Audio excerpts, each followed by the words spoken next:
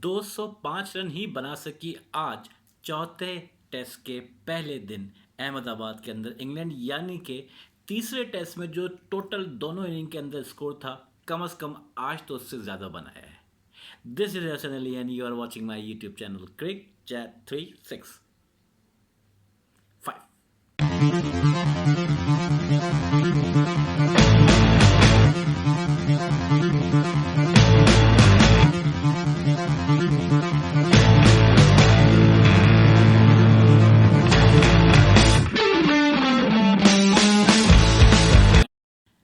भैया मेरी समझ में इंग्लैंड की लॉजिक नहीं आती है।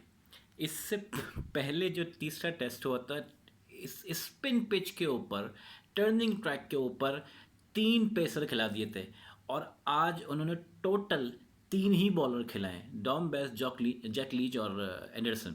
अब ये क्या लॉजिक है? आईसीसी चैंपियंस ट्रॉफी का फाइनल सर पे खड़ा हुआ है और almost they are in a queue, लेकिन किस पॉलिसी के तहत वो उनकी मैनेजमेंट चलती है मेरी समझ से तो ये मैं समझने से कासिर हूँ।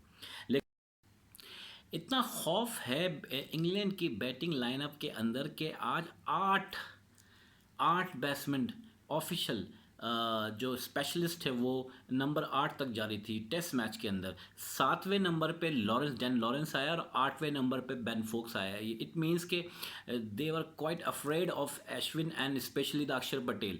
और फिर जो सही मानों में जो इंग्लैंड की आज कमर तोड़ी है वो सिराज ने तोड़ी है। जो रूट और बेरिस्टो को, ख़ासतौर पर जो रूट को, जो कि एक ख़तरे की अलामत पहले टेस्ट में उसने करके भी दिखाया, लेकिन आज भी वो ख़तरा बन सकता था, लेकिन सिराज ने उसको पवेलियन की राह दिखाई और उसके बाद सेटल्ड बेरिस्टो को भी पवेलियन भेजा। यानी कि सिराज ने सही मानों में डेंट मारा इंग्लैंड के कैंप के अंदर और फिर अक्षर ने वही जादूगरी दिखाई जो कि वो मुसलसल दिखाता हुआ आ रहा है।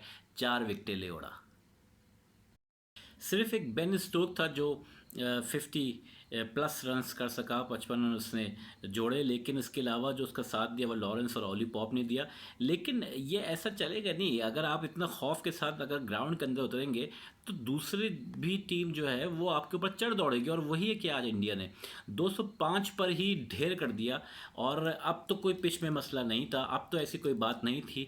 अब रोहित इस वक्त क्रीज पे मौजूद है, पुजारा क्रीज पे मौजूद है, ऑल्दो के शुभमन जा चुका है, एंडरसन ने बहुत ज़बरदस्त उसको निपिन किया और उसको LBW किया। लेकिन जो अब रोहित की परफॉर्मेंस इस सीरीज़ के अंदर रही है, ख़ास तौर पे दोनों टेस्ट के अंदर, जो उसने दूसरे टेस्ट के अंदर शतक लगाया था 161 का, और फिर तीसरे टेस्ट के अंदर जो उसकी आला परफॉर्मेंस उस पिच के ऊपर जो उसने बैटिंग करी थी।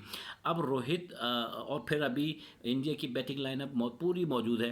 कल का दिन भरपूर होगा और मुझे ये पूरी उम्मीद है कि इंडिया आराम से इस लीड को ना सिर्फ क्रॉस करेगा बल्कि वो इतना बड़ा स्कोर लगा देगा कि अब इंग्लैंड का इस टेस्ट में वापस आना मुश्किल नज़र आ रहा है। मुझे ये टेस्ट पहले ही दिन फिर दोबारा से इंडिया की तरफ जाता हुआ नज़र आ रहा है।